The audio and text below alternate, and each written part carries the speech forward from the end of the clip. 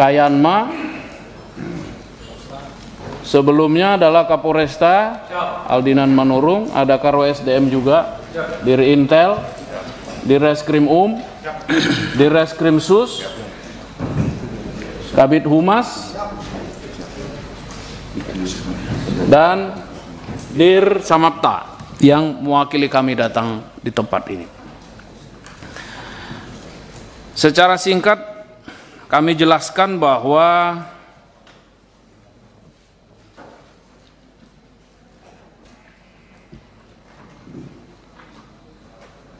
kejadian yang terjadi menimpa ataupun yang dilaksanakan oleh salah satu anggota kami, Ibda Rudi Soek. Sebelumnya kami tidak tahu Ibda Rudi Soek ini siapa sesungguhnya, tapi karena ada informasi pada saat itu yang menyatakan bahwa ada anggota Polri yang sedang melaksanakan karaoke pada jam dinas, maka Propam melaksanakan tindakan OTT dan ditemukan 4 anggota Polri, satu bernama Yohanes Suhardi, Kasat Reskrim Polresta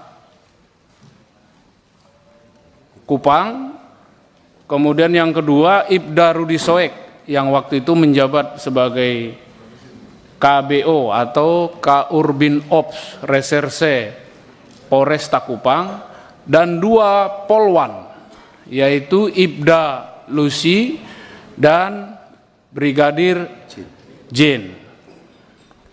Nah, ketika ditangkap mereka sedang duduk berpasangan.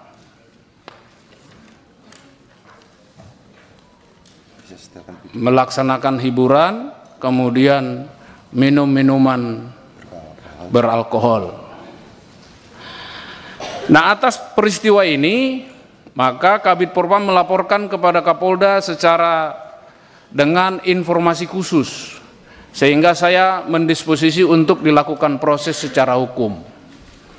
Pada tahap selanjutnya dilakukan pemeriksaan dan pemberkasan, pemeriksaan saksi-saksi dan pemberkasan sampai kepada peradilan kode etik, karena lingkup yang dilakukan oleh para terduga pelanggar ini adalah lingkup etik. Setelah dilakukan pemeriksaan dan pemberkasan, 3 orang disidangkan menerima putusan sidang, yaitu penempatan, meminta maaf kepada institusi dan penempatan khusus di tempat khusus selama 7 hari. 3 orang dilaksanakan penghukuman dan diterima, tapi 1 orang atas nama Ibda Rudi Soek tidak menerima, memberikan keberatan dan meminta banding. Setelah dilakukan sidang banding, hakim banding mempertimbangkan bahwa alasan-alasan dalam memori banding yang diberikan itu menyimpang dari apa yang dipersangkakan. Dan pada saat sidang banding, menurut hakimnya bahwa yang bersangkutan tidak kooperatif dan seluruh membantah atas apa yang dilakukan tindakan OTT oleh anggota Propam, sehingga dijatuhkan putusan memberatkan dan menambah putusan sebelumnya. Putusan sebelumnya kami perlu sampaikan, yaitu meminta maaf, kemudian perbuatan ini merupakan perbuatan celah dan penempatan pada tempat khusus selama 14 hari dan demosi selama 3 tahun. Itu hukuman pertama yang diberikan. Tetapi beliau tidak menerima, Ibda Rudi Soek tidak menerima dan menyatakan banding, sehingga dalam banding didalami sejujurnya bahwa inisiatif, ide, kemudian otak di belakang semua pelaksanaan mereka berkaraoke ini adalah Ibda Rudi Soek, dan itu semua dibantah. Oleh karena itu diputuskan ditambah hukumannya satu saja hukumannya ditambah, yaitu demosi dari 3 tahun menjadi 5 tahun. Dan patsusnya menjadi 14 hari. Dan setelah itu terus berlanjut. Ibda Rudi Soik setelah dilakukan OTT di tempat karaoke ini, Ibda Rudi Soik sengaja membuat kondisi dan situasi yang melakukan penangkapan terhadap orang yang diduga pelaku BBM. Jadi pagi tertangkap, sore langsung membuat surat perintah mengajukan kepada Kapolres yang inisiatif sendiri mengajukan kepada Kapolres surat perintah penyelidikan terhadap mafia BBM. Nah, menjadi lucu dalam penelitian para hakim dan pemeriksa bahwa tindakan yang dilakukan oleh Ibda Rudi Soik ini hanya untuk memframing bahwa dia tidak bersalah dan selalu mengakui bahwa tindakan yang di karaoke ini adalah dalam rangka anef kasus BBM. Kemudian selalu mengatakan bahwa karaoke ini adalah tempat safe house mereka gitu untuk rapat.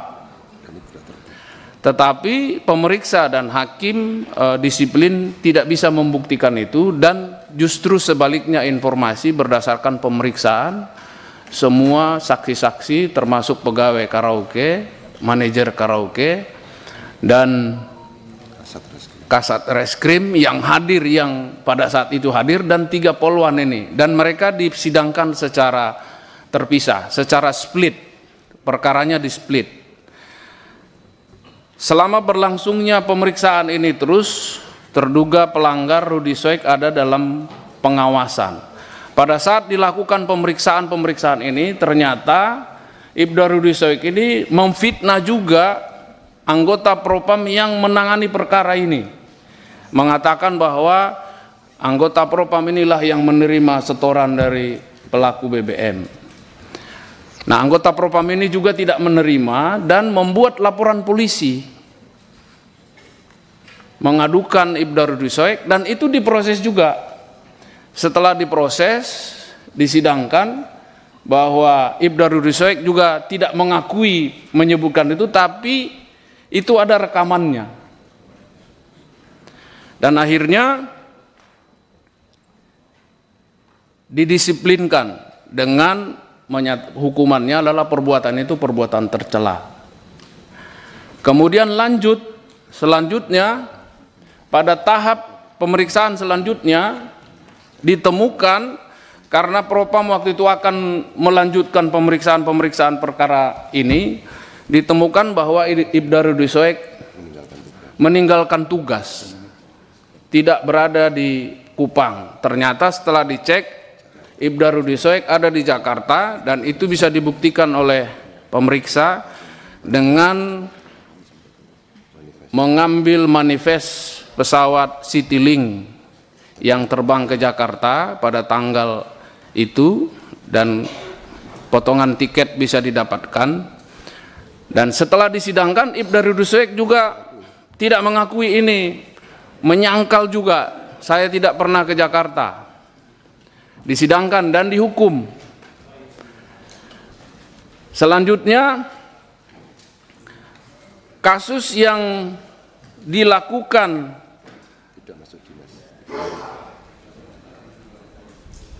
berangkat ke Jakarta itu setelah diputus, selanjutnya akan diperiksa. Ternyata dia tidak berada di kantor, dia tidak masuk berturut-turut selama 3 hari, dan itu akan menyulitkan oleh Propam untuk melanjutkan perkara ini. Dan diperiksa lagi, dibuat laporan lagi pelanggaran disiplin karena tidak masuk dinas selama 3 hari berturut-turut, dan diputuskan itu merupakan pelanggaran hukum disiplin, merupakan perbuatan tercela. Yang terakhir, yang kelima adalah laporan dari orang yang dilakukan polis lain terhadap drum-drum kosong ini, melaporkan kepada Polda bahwa drum saya di polis lain, saya akhirnya usaha saya, nama baik saya jadi tercemar. Itu juga diproses oleh Propam, dan itulah kasus yang kelima, pelanggaran SOP yang melakukan tindakan penyidikan tanpa administrasi penyidikan dan tanpa prosedur yang dikenakan tindakan KKEP. Dan itulah yang disidangkan dan diputuskan untuk Ibda Rudi Soek tidak layak dipertahankan menjadi anggota Polri.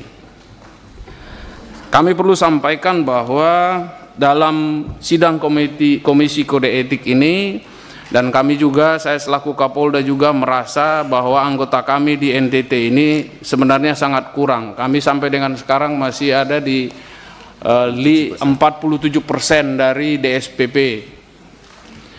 Kami sebenarnya sangat menyayangkan dan sangat berat untuk memberhentikan seseorang dari anggota Polri. Tetapi kalaupun sidang memberhentikan anggota Polri, itu adalah tindakan yang sangat berat dan prosesnya sangat panjang. Dan termasuk terhadap Ibda Rudi Soek sampai dengan sekarang, pada sidang awal Komisi Kode Etik, bahwa Hakim Komisi Kode Etik sudah menyatakan akan memutuskan PTDH. Tetapi masih ada waktu untuk banding. Bagi Kapolda masih ada waktu 30 hari untuk mempertimbangkan, menyusun hakim-hakim yang akan menyidangkan sidang banding, dan nanti hakim-hakim akan masih ada waktu 30 hari untuk mempertimbangkan memori banding dan berkas terdahulu, apakah mereka akan memutuskan sesuai dengan putusan pertama, menguatkan atau membebaskan. Hal ini sangat tergantung daripada sikap Ibda Rudi Soek yang dalam pengamatan kita sehari-hari ataupun dalam perjalanan tugasnya bisa melaksanakan tugas dengan baik. Saya perlu sampaikan Bapak Ibu, 4 terduga pelanggar, 3 orang menerima dengan baik atasannya, dan 2 polwan kami sudah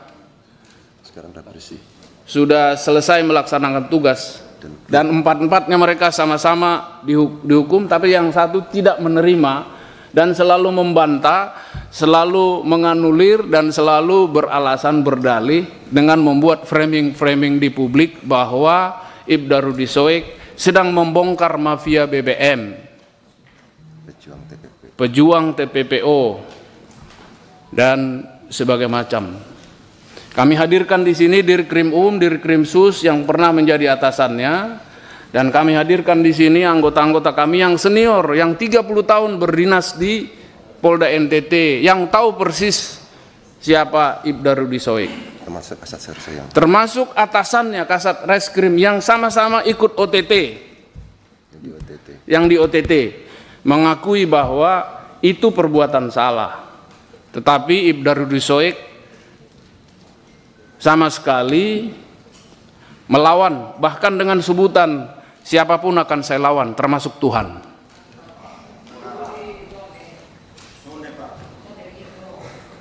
Itu saya dengar perkataan. Baik, Pak, dan Pak, video ini nanti akan Pak Kapolda, saya pikir sudah cukup. Terima kasih Pak. Sudah 2 kali dari waktu yang hampir 2 kali. Tadi 10 menit, Bapak 14 menit nggak apa-apa, kami toleransi karena memang banyak hal yang ingin disampaikan. Jadi prinsipnya Pak Kapolda dan rekan-rekan, pertemuan hari ini kita ikhtiarkan untuk perbaikan institusi, Pak. Ya, akhirnya ke sana kita. Download Tribun X sekarang, menghadirkan lokal menjadi Indonesia.